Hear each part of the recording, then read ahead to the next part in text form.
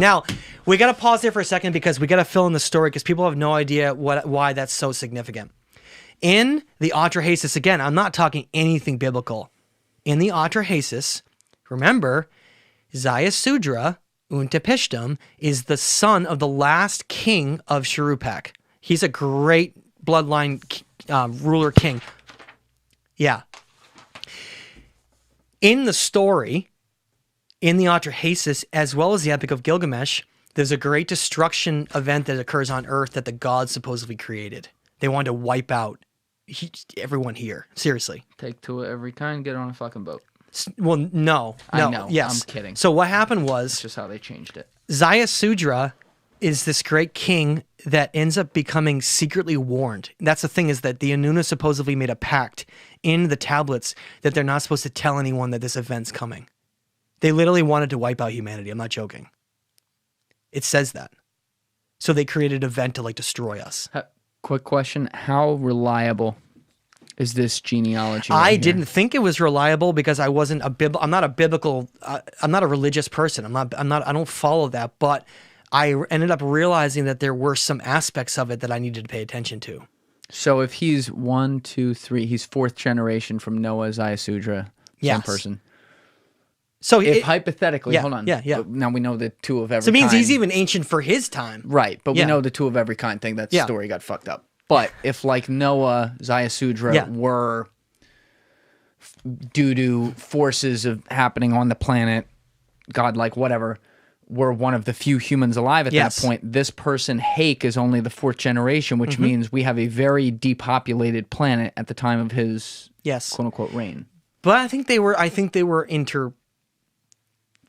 having sex with people that survived too.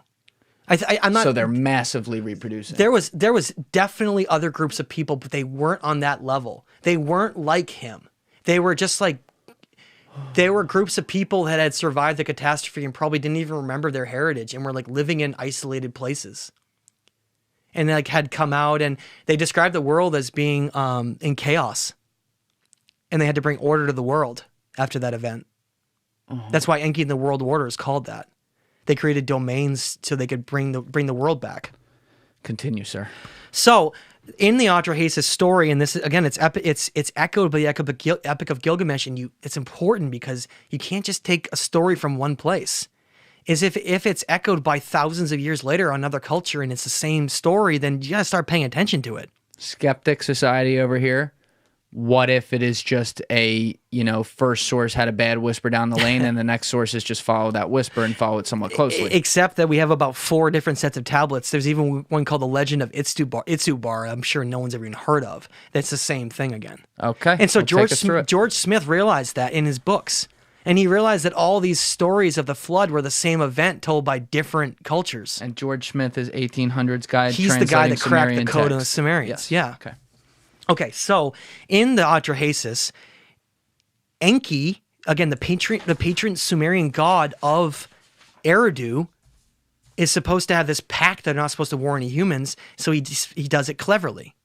Again, they literally had a pact, like, we, the great Anuna, had an agreement. This is what it says. We, the great Anuma, had a plan, and you broke that plan.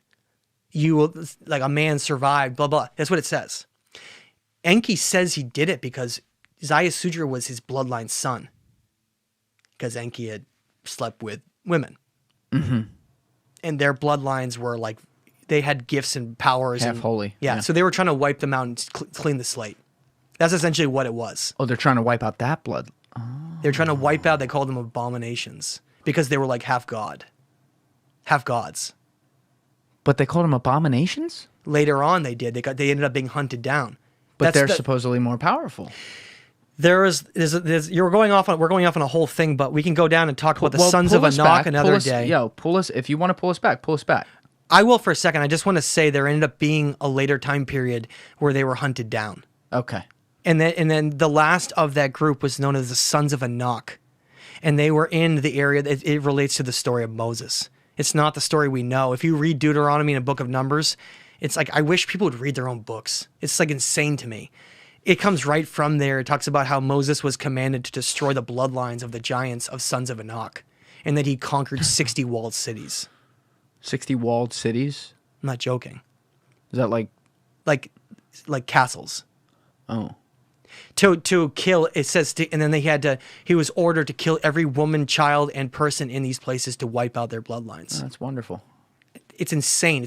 Guys, if you're religious, please read your own books. Deuteronomy and Book of Numbers, guys.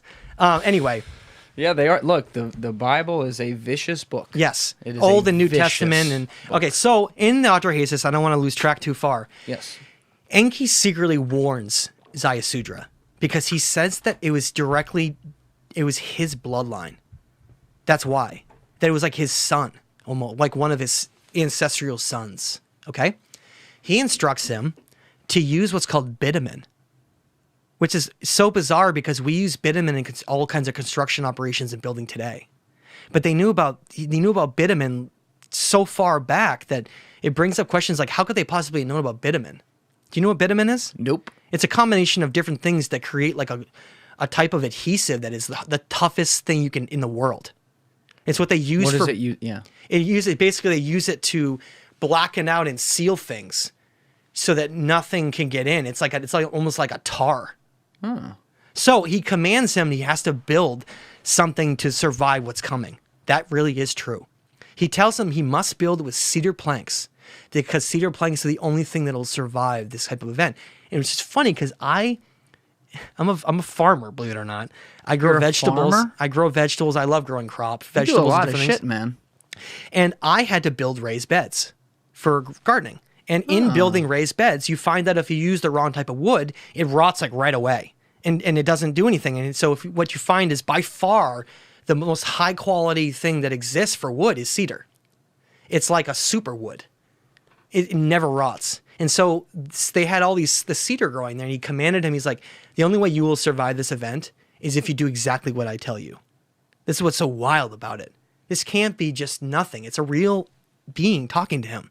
He says, build it exactly these dimensions. Seal it with bitumen like the darkness or something, like basically the absolute, he says. No light can get in. He's anticipating an event that's so crazy that it's like everywhere. It's above, it's below. They have to like isolate themselves in something.